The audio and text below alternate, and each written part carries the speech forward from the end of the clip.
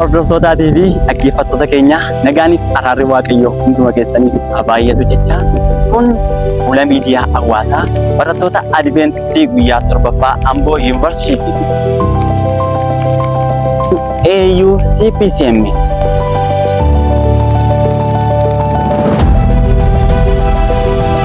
guyyaa irraa kana barattoota kanaan dura turan mooraa Yuunivarsiitii Hacaaluu Hundeessaa keessatti argamna. Barattoota kanaan dura turan barattoota haaraa simachuutiif qophii akkamii akka isaan gochaa jiran isaaniin gaafachuutiif argamna.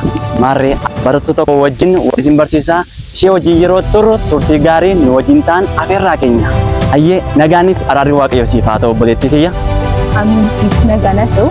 Mee maqaa keetii fi dipaartimentii barattu nu beeksisi. Tole maqaan kiyya Seenaa Fixaatiin jedhama. Muummee an baradhu muummee injiinaringii waggaa an baradhu. Akkuma isin beeksisuuf yaalte obboleettiin kiyya mooraa Hacaaluu Hundeessaa keessatti barattuu waggaa arfaffaa ta'uu ishee isin beeksisee jirti. Haala akkamiitiin barattoota amajjii 29tiif 30 gara mooraa Amboo Yuunivarsiitiitti ramadamanii jiranii simachuutiif qophiin keessan maal fakkaata? Barattoota haaraa gara mooraa keenyaatti ramadamanii qophii gaarii ta'een haala gaarii ta'een isaan simachuudhaaf qophii keenya xumurree jirra. Haala akkamiitiin barattoota kana simachuutiif qophaa'aa jirtu? Kanaan dura godhamaa ture barattoota haaraa barnoota rimidaalii barachuudhaaf gara gibbii keenyaatti ramadamanii haalota garaagaraadhaan qophoofnee jirra. Mooraa fuulduraa kaasnee amma mooraa keessa seenanii haalota garaagaraa kan isaarratti kan hunda qindeessinee akka tajaajila irra kenniisaan gargaaruudhaaf qophii keenya xumurree jirra. Yaada keetiif galatoomii jecha akkuma beekamu barattoonni keenya kun iddoo garaagaraarra fageenyarra jijjiiru akkamittiin barattoota kana quunnamuudhaanii barattoota kana agartanii simattanii isaanii wajjin turuu dandeessu.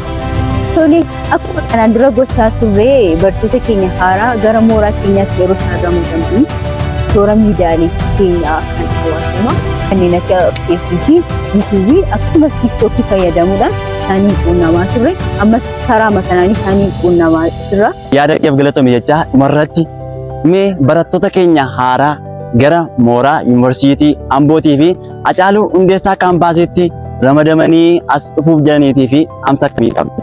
Barattoota keenya haaraa gara mooraa Amboo Yuunivarsiitii dhufaa jiran hundaa fi dhaamsi ani dhaamu miidiyaalee hawaasummaa keenya hundumaa kanneen akka feesbuukii, yuutuubii, tiiktookii hundumaa nu hordofuudhaan gara mooraa keenyaa yeroo dhuftan nu beeksisuudhaan nuunis isin simachuudhaaf qophii hundumaa xumurree jirra. Nagaan nuuf kottaa si jaallanna. Hordoftootaa fi dhaggeeffattoota keenya turtiin keessan nu faana kan ta'e hundumti keessaniyyuu galatoomaa jecha dhaamsa nuti barattoota keenya haaraa gara Yuunivarsiitii Ambootii fi Hacaaluu Hundeessaa kaampaasiitti ramadamaniitiif qabnu egaan akkuma isin beeksisaa jirru hawwii guddaatiin isin eegaa jirra.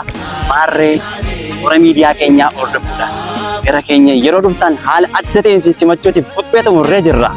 Egaan hordoftoota keenya yeroo gaarii qabaannee galatooma waaqayyo isin eebbisu nagaan ta'a.